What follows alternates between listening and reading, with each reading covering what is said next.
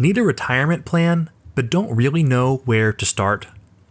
Well, today, you are in luck as we begin our series on the 7-step retirement planning process.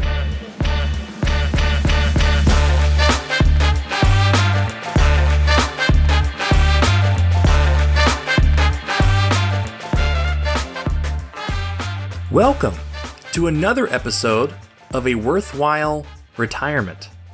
I am Jacob George.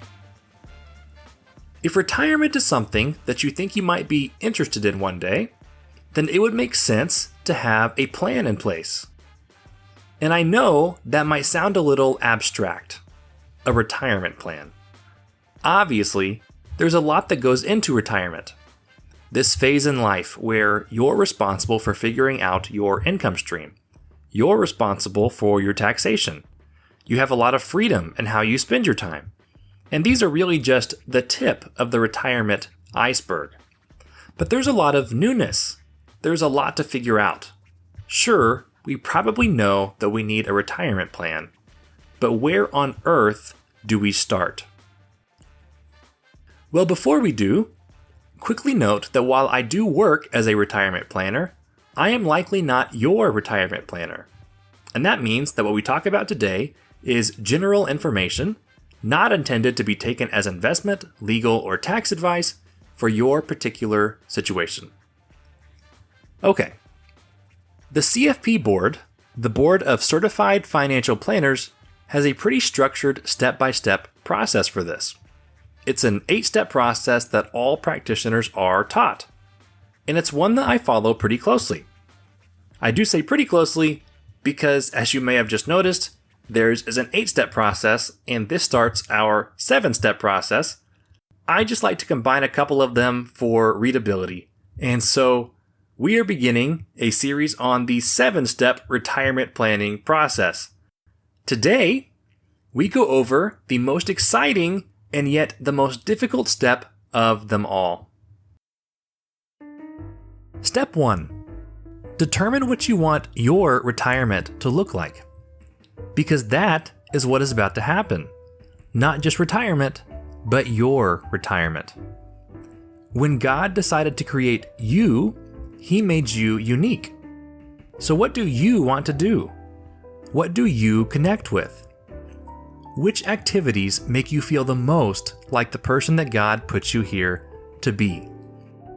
And step 1 is definitely the biggest step. If you can do this, you can do anything. But there is a lot to figure out here.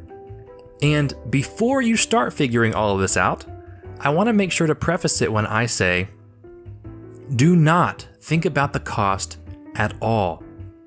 Do not worry about how much things cost. Dream big, like really, really big. Don't think about what is feasible or what seems reasonable.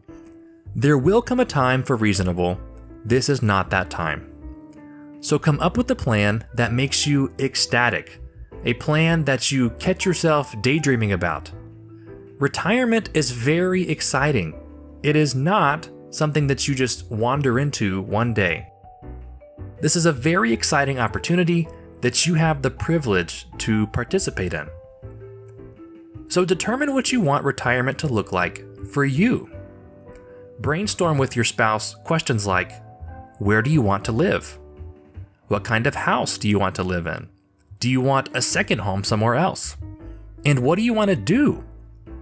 What do you want to do on a day-to-day basis? And then what are the bigger events that you're looking forward to? Do you want to travel? Where? How frequently? Which trips are family vacations and which ones are just you and your spouse? But think through things like this. If you could craft a life that looked exactly like you wanted it, becoming more and more like the person God created you to be, what would that life look like? And again, this is probably the most difficult step in the process. And we're not going to get it exactly right. There will be a lot of trial and error along the way, but we have got to start somewhere. And if you're still having trouble with where to start, I like to use a regret minimization framework. You might have heard this idea associated with Jeff Bezos, but here's how it works. Try to project yourself into the future and determine what your future self would be most disappointed in you for not doing. So consider the most important parts of your life: relationships, purposeful work, not necessarily your job, but real God-given work. Think about your health. And now you are 85 years old. And you never did the thing. You never did it. You didn't try that new thing. You never went to that place with that special someone. You never did foster that relationship. You never got to know them. You never had an impact on them. When you're 85, what will you regret having not done? And that seems like a great place to start. A quick aside before we wrap up today. When you picture yourself doing the thing, traveling the world, knocking items off your bucket list, whatever you imagine yourself doing, when you picture it, do you see yourself as healthy and capable? Or do you see yourself as somebody who really does not want to walk up all those Spanish steps? Are you on the ground playing with your grandkids, or are you waiting to jump in on a less active activity? At some point, this becomes inevitable. Our bodies age and we're limited by them. It's more of a question of when. Will you be limited by your body in your 60s, or will you be hiking national parks well into your 80s? And what steps can you take today to contribute to a healthier retirement? And lastly, one more resource I leave you with is a link to a short TED Talk on the topic of squeezing all the juice out of retirement. Feel free to take a look. And so, take some time to set your own personal retirement goals, and I will see you next time for step 2.